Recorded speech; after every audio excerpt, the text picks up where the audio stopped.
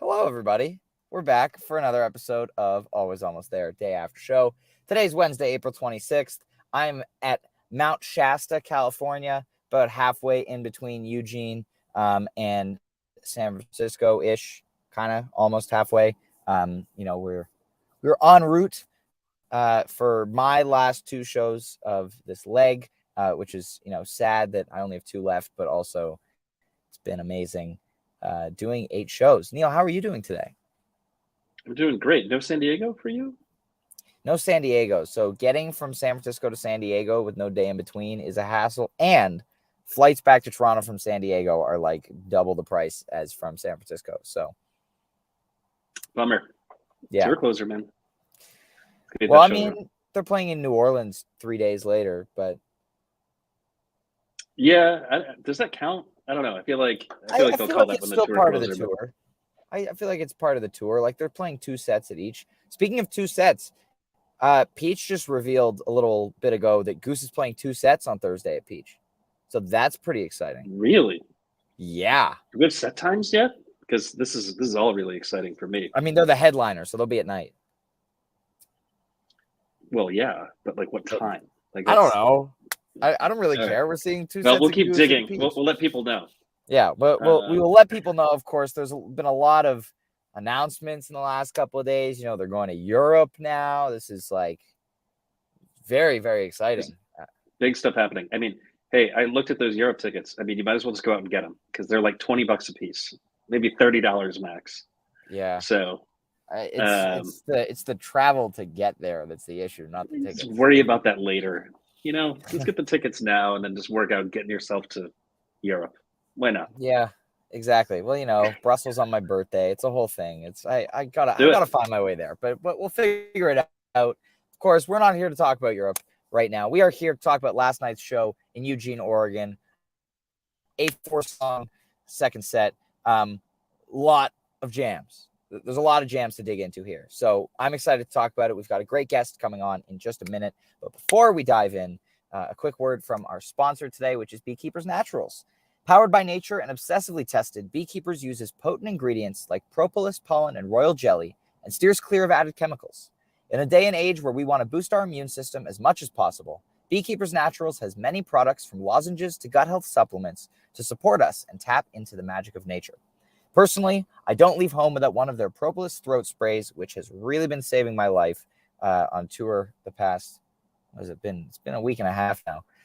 Use code STORMSOUND at checkout for 20% off your order at beekeepersnaturals.com.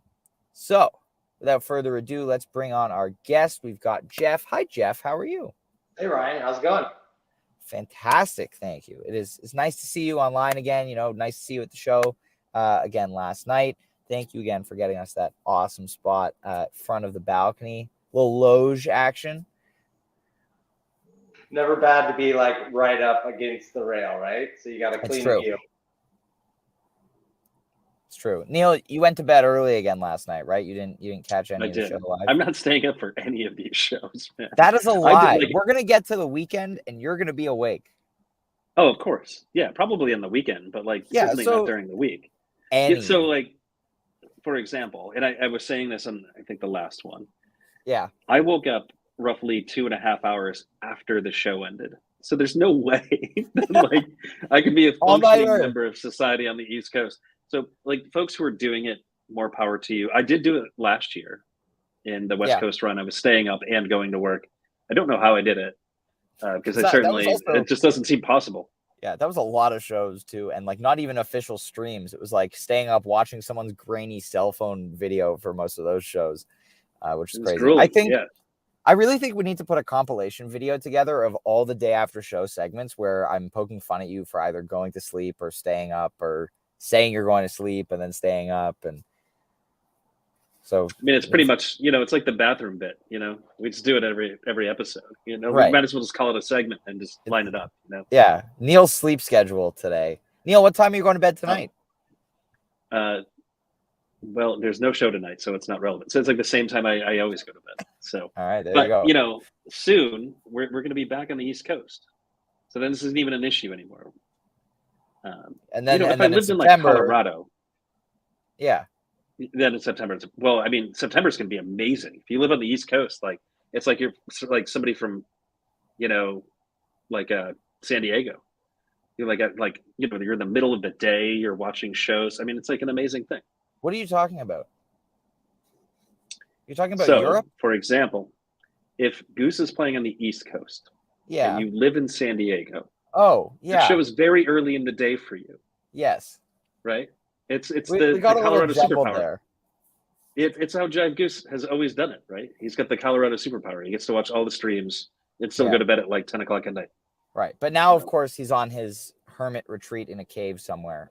He will emerge eventually, probably for our tour recap episode. We'll have I think there's a big beard happening. Like there's a lot. So there is a beard from him again. I've seen there's a big beard. I don't know if the beard is still around. I don't know how long it's going to last, but I hope it's still there so we can talk about it on the pod. But Jeff, we're getting off topic here, completely off topic. Massively. We haven't even started talking about last night's show yet, which was fun. But I want to talk with you about, kind of share our experience with the vibe in the venue last night, because it was really interesting, very different from what we've seen on this tour so far. So this venue, it's the smallest venue of the tour, but it did not feel like the smallest venue. So the McDonald Theater in Eugene, 800 capacity.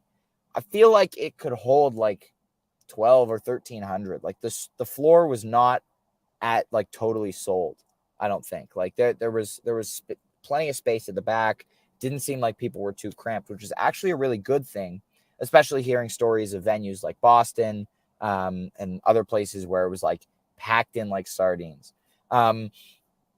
So we ended up on the balcony, thankfully, for the show, but there were a ton of chompers last night. Yeah, so I was really excited when I walked in, because there was like, a line outside, like, around the block. And so I was like, wow, vibes are really high for a Tuesday show. But to your point, like, I didn't see a ton of people besides you. I know Sean was there, but he was down on the floor.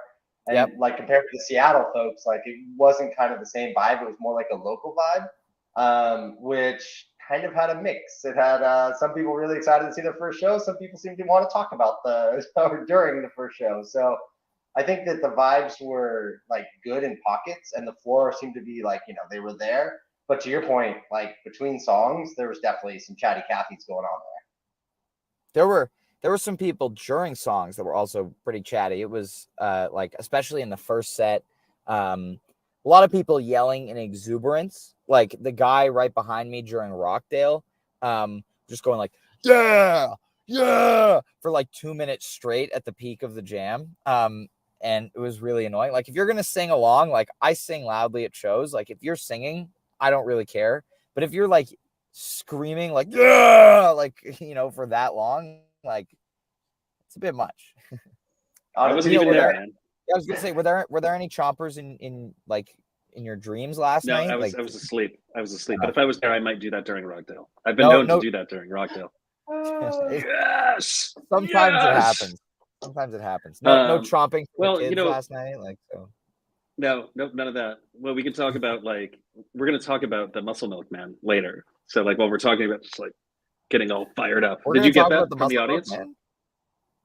Yeah, it was like stage banter last night. Oh, see, I guess you couldn't hear it as well from in the venue. Well, I'll fill you in on that. All right. So I've given the show a deeper listen than you have, even though you were one of the 759 people there. There we go. All right. Well, so let's dive into this show. We've got first few songs. We got The Whales, Jive 1, Mr. Action. Really solid start to the first set. Great energy to the songs. Mr. Action is sounding so good this tour. Really, really loving the groove they're hitting. Jeff, what did you think of these first three? Yep. Whales, just settle in. I love the bluesy, older tunes like Jive Clouds, all that kind of stuff. And that was just a really nice kind of way to get into the groove. And then to your point, Mr. Action, I think there was just some really great interplay between Peter and Rick. It was just like, you could just hear them kind of going back and forth. And it feels like they're kind of greasing the skids a little bit, like getting into their groove. The sound really was dialed in by then. people generally settled down finally. So for me, that was a great start. And Mr. Action was definitely like that moment that I was just like, okay, now we're into it. This is we're back into the show. Mm-hmm. Yeah, definitely felt like it took a little while into the whales before the sound was totally dialed in, but the sound sounded great. I saw some chatter on Twitter that the webcast also sounded amazing last night. So good to hear that everything's getting dialed in and everything sounds awesome. Neil, what did you think of this opening trio? Any other thoughts? First thought, surprised to hear Jive 1 again so soon. Mm-hmm. Second thought, saddened that they played Jive 1 without Jive Lee, which hasn't been played in quite a while. So it's like a little tear, sad face. And then Mr. Action is actually where the Muscle Milk Man thing was explained. Now, I don't remember the guy's name off the top of my head, but they have a lighting guy. Yeah. I heard Pete. that. Yes, who filled in for Getty. They were talking about Muscle Milk Man, Muscle Beach. So all that. So I guess Getty wasn't there the other night.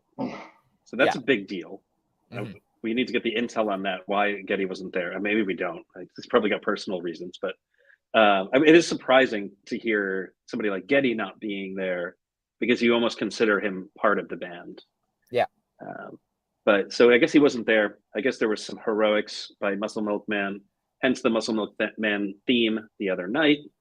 Shout out all to of Muscle these things Milk are Man. Important. It's Peter something who like I don't. Yeah, I don't know, but he's doing lights for Goose. Shout out to him for running the lights. Seattle night too. He was great. Yeah, and I should probably know this stuff because we have a podcast about it. But yeah, it's some guy. We're gonna figure out his name. We need to stay up to date on the podcast here. But let's move into what's probably my highlight of the show from last night. This Born. We see the original Speed Born come back, which I'm excited about. The intro is different. Of course, they all start it's a count-in start now instead of a drum intro or a guitar intro, but happy to hear this come back. I don't know if Peter did this on purpose or he just left his slide at home, but the normal slide riff he was just playing, which, I mean, it still sounded great because, the song is amazing. And then in the jam, just textures upon textures upon textures, just layers. Rick's like reverse delay, high pitched guitar stuff that he was doing. And then Getty threw up the curtain of lights. The beauty of seeing them in a venue of this size is he has to adjust the light rig, which means we get that front of the stage thing that acts as the curtain. So this Born was absolutely phenomenal for me. I like patient and just textural, so many layers, the vintage vibe, the synths, like what Trevor was doing. It was amazing. Sean, you saw the slide sitting on his keyboard. So it was a conscious choice to not play slide. Very interesting. Thank you, Sean. Jeff, what did you think of this Born? I mean, you said it. I think it starts with patience. It was just like they settled in. Rick straight away dropped down to his knee, and I think that's what you're talking about when he was going to the reverse digital loop and all that good stuff. And for me, these are just like some of my favorite Goose moments when, we all know Rick can tear the roof off the place at any point in time. So when he kind of drops out and gives the chance of like Trevor and Peter to kind of almost play directly off of each other, and then you start to get like the percussion and things going on in the background. This one, I think we got that more in the Rosewood Heart. We'll talk about that a little later. But like in this one, I just felt like, Trevor, and I don't know if it's because we were sitting, T-side, whether, what it was, but he was just sounding so good. And then Peter was just layering right on the top, and he was just kind of like, hitting these high accents with the keys. And then, Rick just slowly kind of like kept, weaving himself in, but also like taking a step back. And I kept being like, all right, well, when's Rick going to step in and just like rip a huge solo? And I was actually okay that they just kept waiting and letting this thing like, play itself out, because it's just different. It's something that you don't get the classic like run to the peak. And for me, it was just like a really great experience. It was funny because you put a short video on Twitter, and I was like, I don't remember that exact moment. And then I looked down because I was in front of you, and I saw it was because this dude like was kind of like trying to like cut in or whatever. And I was like, oh, thanks, man. You cut out that like 30 seconds, but he took off, and man, we got the end of that one, and it was just beautiful throughout. Amazing. Neil, what did you think of the Born? I'm shocked that Peter did not play slide guitar on that, because those of us who watched the Storm of Sound rig rundown, or not rig rundown, rig tour, please, thank you, rig tour. Certainly don't want to get in trouble. So those of us who watch the rig tour know that he actually has the action raised on his pink sword, so he can play slide. So he's touring with that guitar. Like, he's had it set up to play slide, and he's made a choice not to play it. So I'm surprised by that. Well, in case they drop a Gun Street Girl or something like that, like. Well, so that's what I was just about to say. Is like, are we getting Gun Street Girl? Is that the conclusion here? Like, if they're not touring, if he's not touring with that guitar to play slide on Born, which he hasn't in 4 plays now. Then maybe we're going to get something cool like that. I sure hope so. That'd be awesome. But it would be. Don't have many thoughts on this Born. I listened to it on the drive in this morning. It sounded very, very good. Couldn't get super engaged on it. I was noticing a lot of, maybe it wasn't in this, but no, maybe it was in Empress, where like Peter really had the stereo effect going on the vintage vibe, where it was like almost like kind of freaking me out, like the oscillation on it. It's so good. It was really, really good. Well, it sounded more intense on this than what I had recalled from previous nights, or since that console has showed up. Yeah. So I thought that was a pretty cool part. But yeah, excited to go back and listen to this one. Excited that this Born is back. I don't know if we can call this the OG Born, because it's not, but it's pretty close, right? There have been many Borns. There have been many Borns. That is a fact. Many arrangements. Born again last night. Yeah, I agree. Yes, if you haven't listened to this on headphones, if you want to hear what we're talking about with that vintage vibe sound, put in some headphones, listen with stereo speakers, hear it go back and forth. It is special. Then the set closes with really solid Rockdale. It felt longer than it was. It was so interesting to me. The Rockdale felt longer than it was. The Born felt way shorter than it was. And all in all, while the set was close to 70 minutes long, it felt like a really short set. It felt like shorter to me than the 58-minute set on Sunday night did. I don't know if you felt the same at all, Jeff, but I was kind of like, oh, like, I guess they'll end the set after Rockdale, but like, how long has it been? Oh, it's been almost an hour and 10 minutes. So, okay. Like, so what did you think here, Jeff? Did you feel the same way? Yeah, I mean, it's just like it flew right by. The Rockdale closer, I felt like it was pretty straightforward, just a little extension on it. But to your point, it was kind of funny because like Seattle Sunday night, it was like, you got, why is my brain freezing? What was it right before In Your Eyes? Oh, Silver Rising. You got Silver Rising, In Your Eyes, Tumble to like finish it off. For me, that was just like where the show turned. Yeah. It's just so meaty. And tonight it was more like you got 3 on the front end, and then you've got like Born and Rockdale to close it out on the back end. But yeah, I mean, no complaints. My first drive and an awesome Born jam that works for me for a first set. Mm-hmm. Absolutely. Yeah, extending kind of what Jeff was saying, like you look at this show, this is a very strong show. I don't think we've actually come out and said that yet. Oh, I think absolutely. we kind of all thought it was implied. Yeah.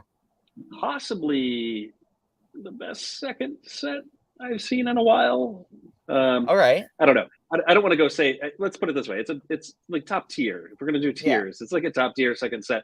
But it all begins with Born and Rockdale, and then just absolutely crushes all the way through the end of this show. It's just amazing.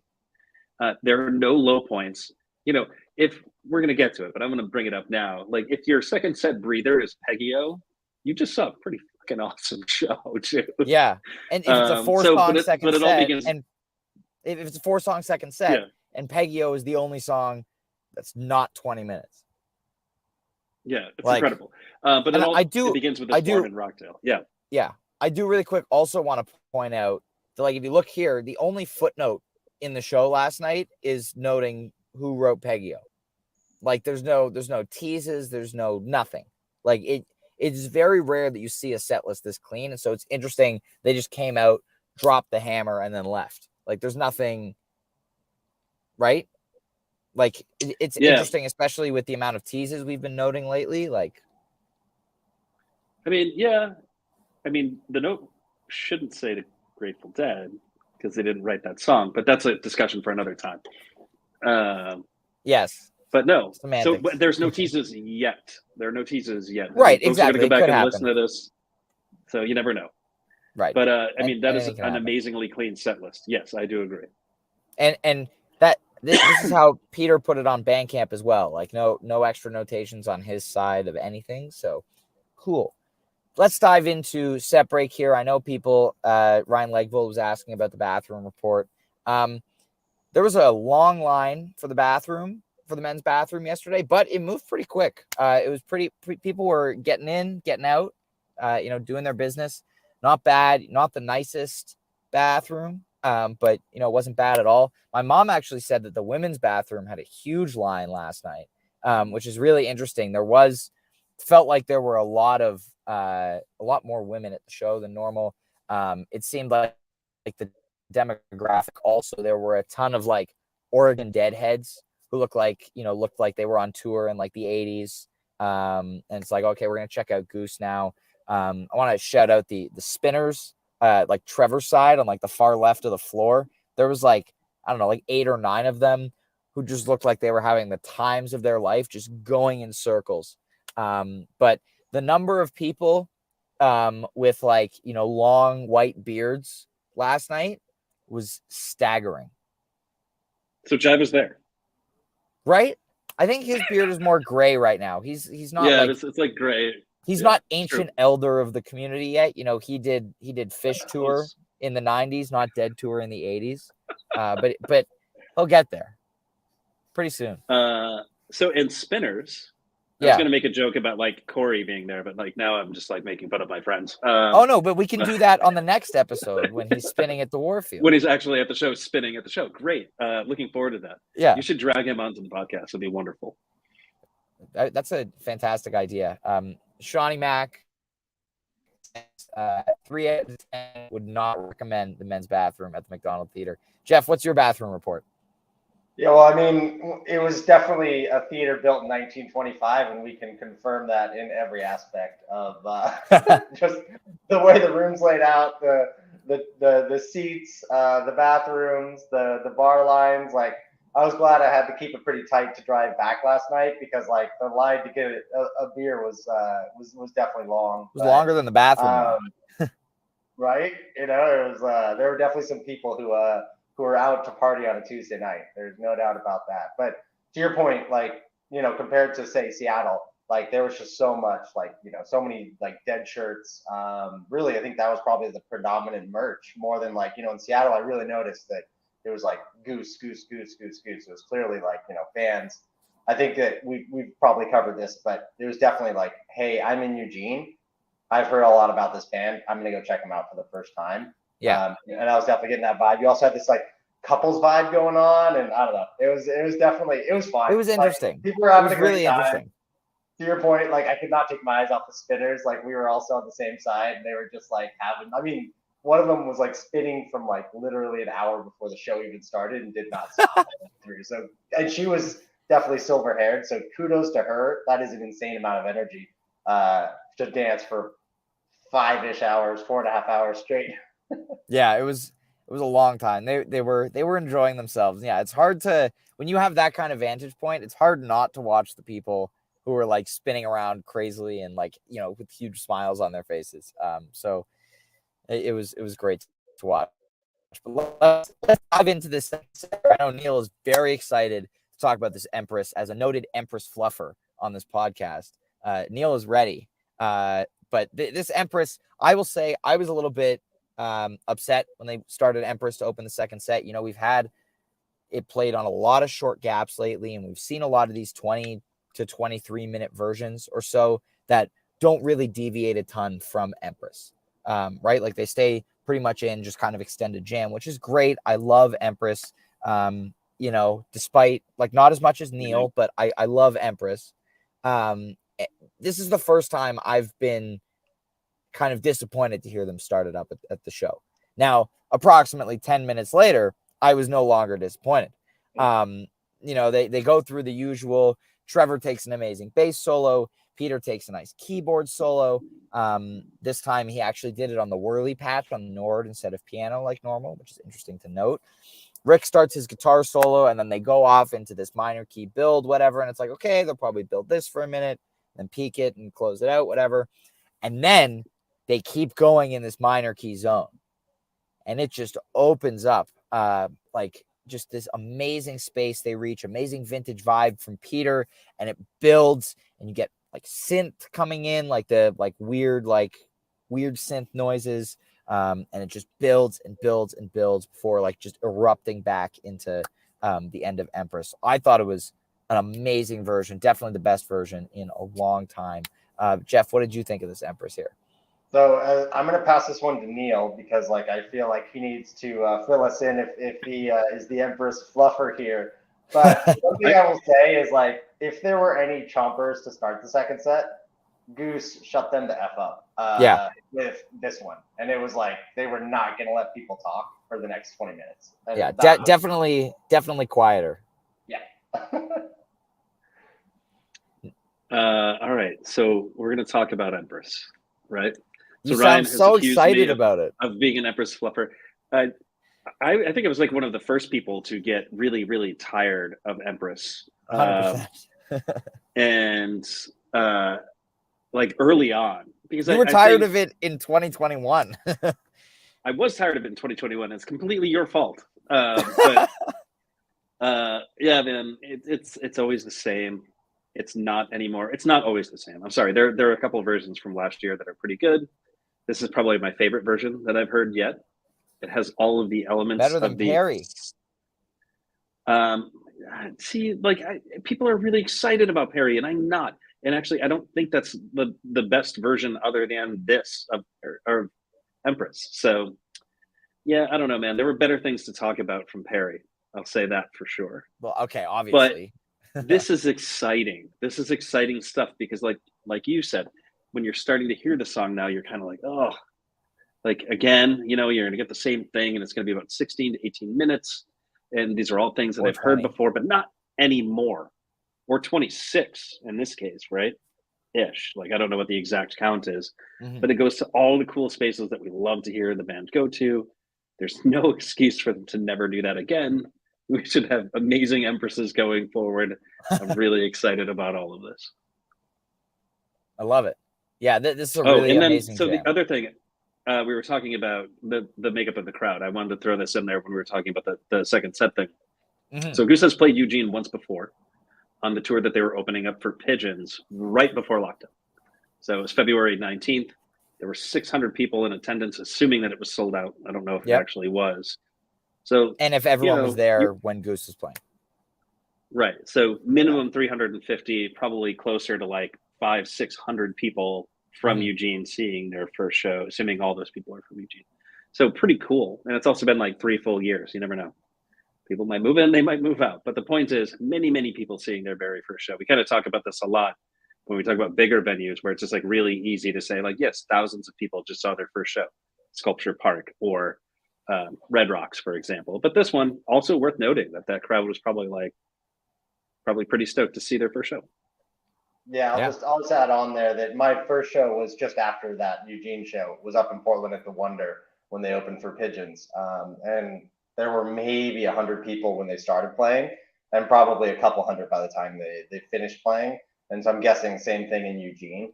The one thing I will say is like the crowd participation on the clap was on point.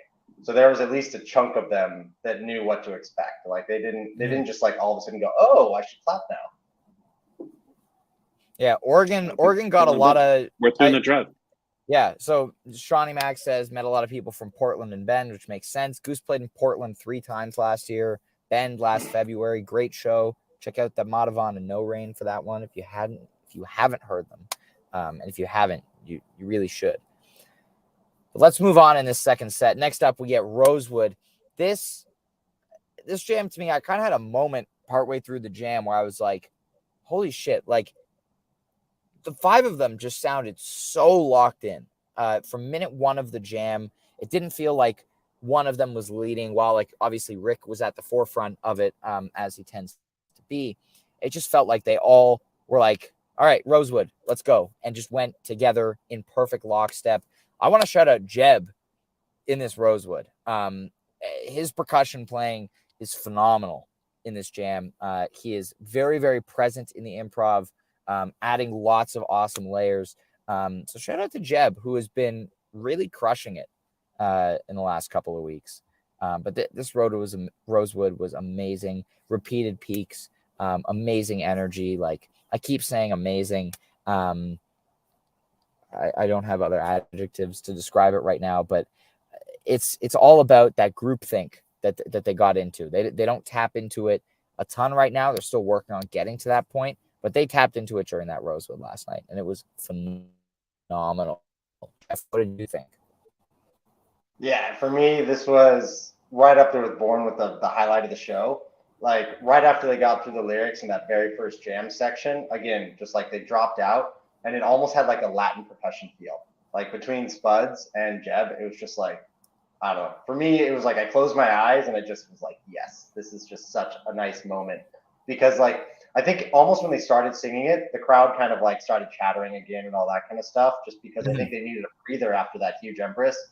But then once like the groove started going again, everybody kind of like settled in. So for me, it was huge. And then it just from there, there's a reason why we call it Hosewood, because like one way or another, we're gonna get there, and it was lovely. You just said the magic words to Neil. Yeah, I mean it is the Hosewood. I haven't really listened to this Rosewood closely. I think the one thing that did stick out for me, like you were talking about Jeff, like killing the cowbell in this. Just absolutely crushing the cowbell in it. I mean, normally Rosewood is an amazing song because the drumming is so good in it. There is a part built into it where the drums go like absolutely nuts. But yeah, dude, just killing the cowbell. I mean, he's taking center stage out there, and really enjoying Jeff. But yeah, man, there's no such thing as a bad Rosewood, I don't think. And I'm excited to go back and listen to this one. People were like, really stoked on this morning. Yeah, I do want to say my one thing about this Rosewood that you thankfully can't really hear on the soundboard, towards the end of it, like some people in the crowd started clapping along to the jam, and it just kind of was like trying to enjoy the jam here. Like, it seemed like it maybe threw the band for a second, because, they're like deep in this jam, and Spuds is doing like a beat where he's hitting like quarter notes on a cymbal. And someone started clapping along. Like, you can clap along to any jam. It's not really necessary, I don't think. Like, let the band play, enjoy the music. Thankfully, it didn't last super long, but that was just a moment that I kind of took me out of it for a second. But I got reeled back in pretty quickly by the beginning of Peggy-O. I don't know if you felt the same about the clapping, Jeff.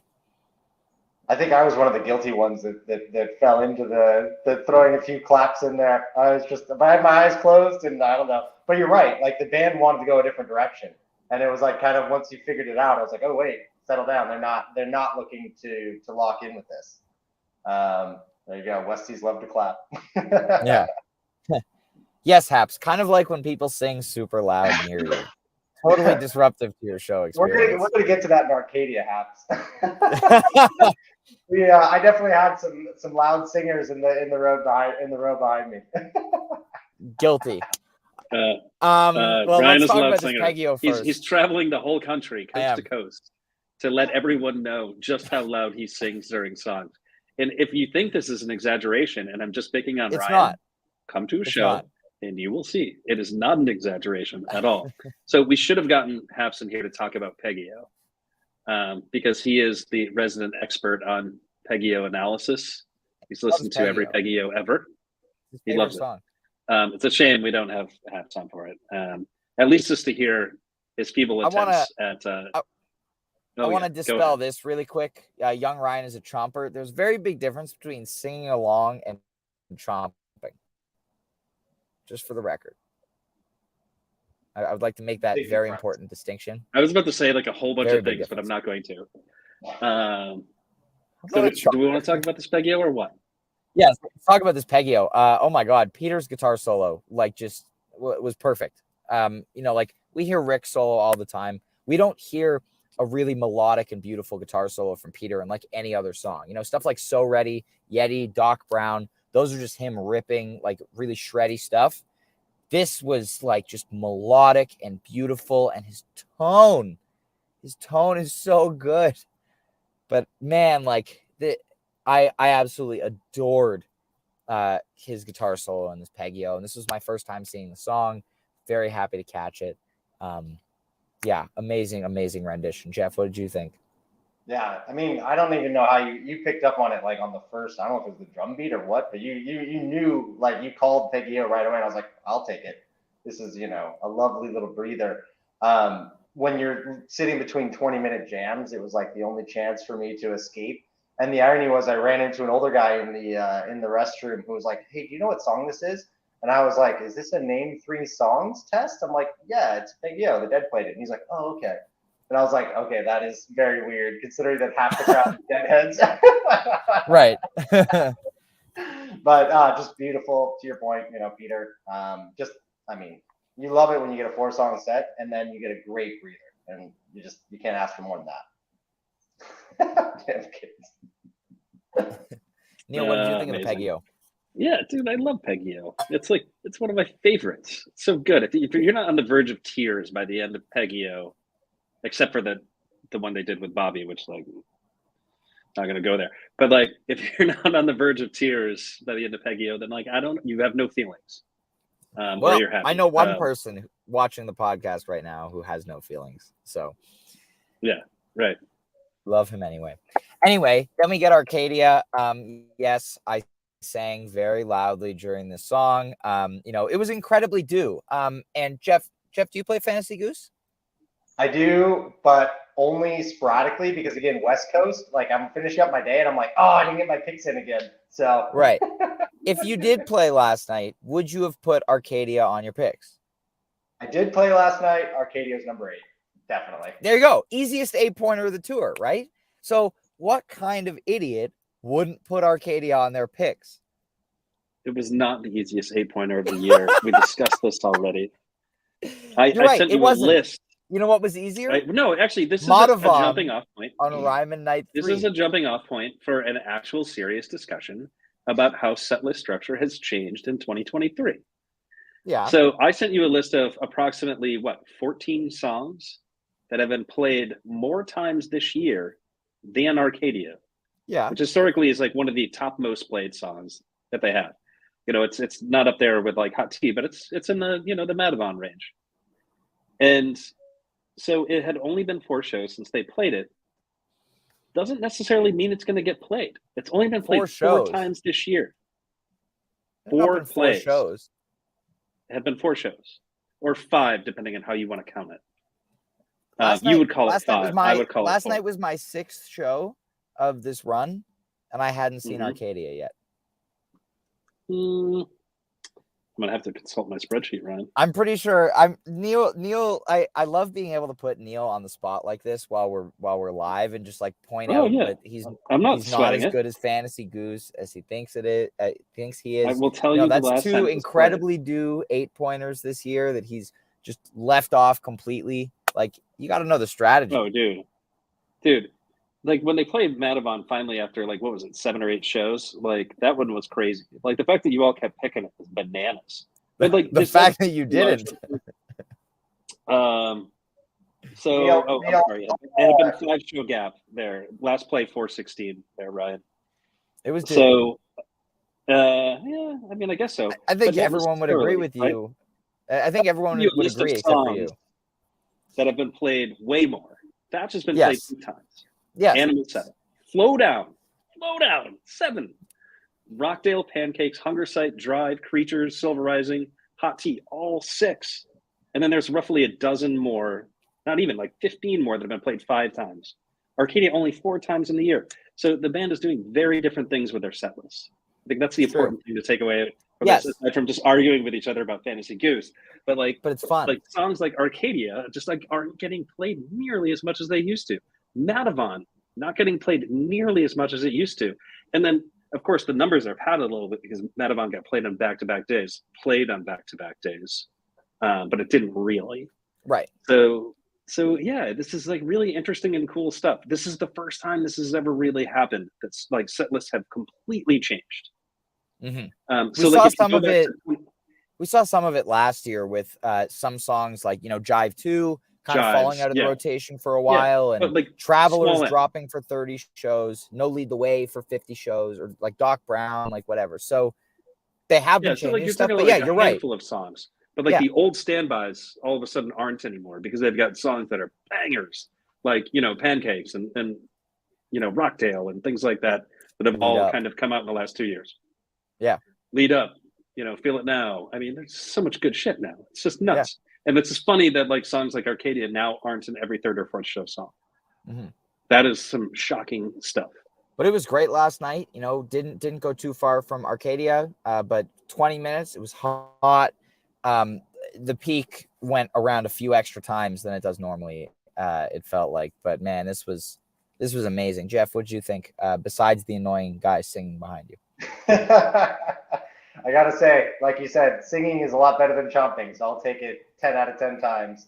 Now, great peak. It felt like they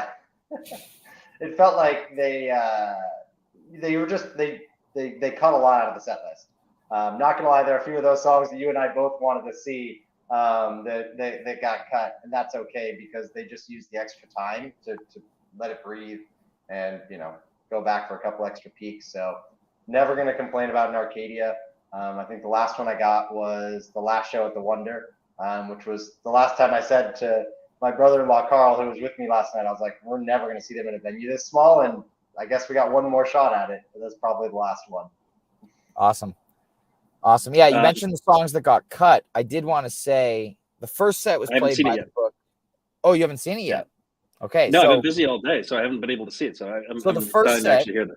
Yeah, so the first set was written as Wales, Jive 1, Mr. Action, Born, Rockdale, SOS, which, like, I would have loved there. Second set, really interesting, Arcadia, Rosewood, Take On Me, This Old Sea, White Lights, and then Peggio, Empress Encore. So I'm still chasing This Old Sea.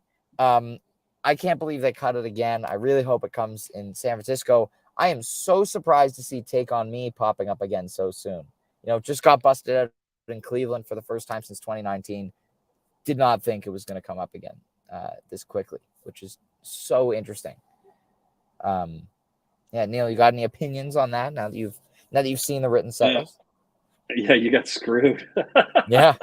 I mean, it's an amazing set of music, but that other one sounds pretty good too. I'd rather have that. But like you'd rather have. I'd rather the second set we got than the second set that was written. As much as I want. Well, it's the same set with more songs. Yeah, but that means that the songs that we got wouldn't have been 20 minutes long.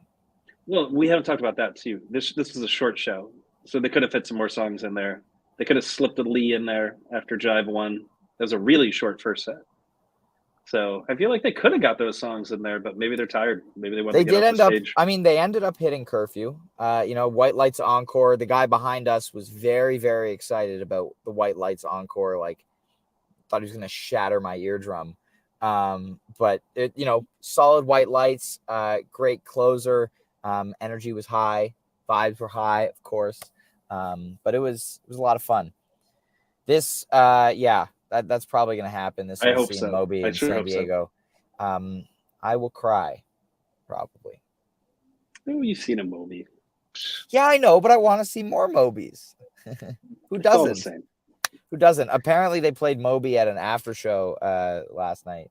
That Jeb made an appearance at, but so they being some other band, and Jeb showed up and was watching them play it. I think so. Okay. I wasn't there. I went to bed. Jeff, you got any more thoughts on this encore or the show as a whole? Yeah, I mean, we were hoping for the SOS encore and they went White Lights. It's okay.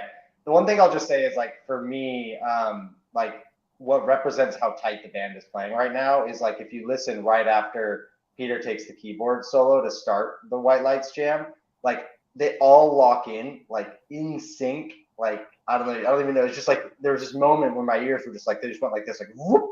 And I was like, man, this band is so incredibly locked in. And it was kind of, I think, what Rick was talking to in that interview that they did in Minnesota, where he's just like, well, we're touring more than we wanted to, but on the other hand, the band is playing like it's never played before. I'm paraphrasing there, but that was it. And I was like, and then the jam was great, but yeah, I've never seen somebody so excited for White Lights in my life. So there you go. I guess you really like Spanish Class. Who knows? Something like that. White Lights is a great song. It's a great encore too. It's a killer encore. I've forgotten how to do the White Lights dance. There we go. A Moby American Woman remix by Moby. By Moby, yeah. Who is from the same neck of the woods as Goose. I don't know where he's from. I think he's from like Darien or something like that, but it's close enough to Wilton. Mm-hmm. Those of us who know Connecticut, who have a Connecticut public school education, that is. Because I got one of those. Yeah. If you don't know what we're talking about, don't bother. Yeah, don't ask. Just don't even bother. Well, I want to shout out. Yes, I want to shout out the chat today. You guys have been amazing. We love the participation. Always fun when people are throwing that around. But this was an amazing show last night. I'm very much looking forward to 2 shows at the Warfield the next couple of nights. Obviously not tonight, but I'm looking forward to talking about those as we kind of get towards the end of spring tour.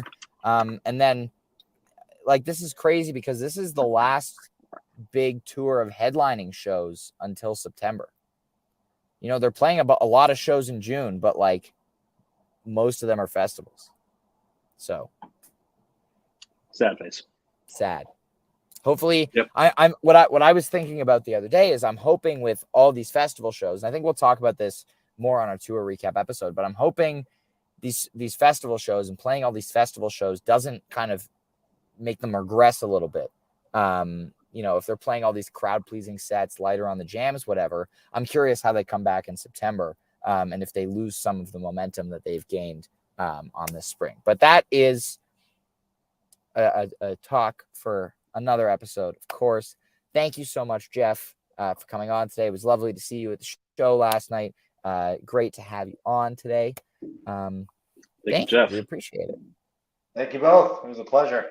Mm-hmm. Maybe they will add another drummer. Thank you, Greg. Who knows? Maybe they'll add another rapper. That's what you're building up to, but anything can happen. Of course, this is anything can happen. Anything can happen. The beauty of a jam band show. But we will be right back here on what day is it? On Friday afternoon at 3:30 p.m. Eastern, 12:30 Pacific to recap night 1 at the Warfield. We are going to have some great guests on, of course, as always. Looking forward to chatting with our good friends Brendan and Becca about that show. So that's going to be a lot of fun. Of course, if you're coming to San Francisco, hopefully we say hi. Very excited to see them in this legendary venue. My mom will be telling everybody at my direction that the last time she was at the Warfield was to see Garcia and Grisman in 1993 because clout. Lisa's an OG book. Yeah, she saw Jerry. True. So, True. Got to take her seriously. Well, we will be back on Friday. Thank you, everybody, so much for tuning in today. Thank you so much for participating in the chat.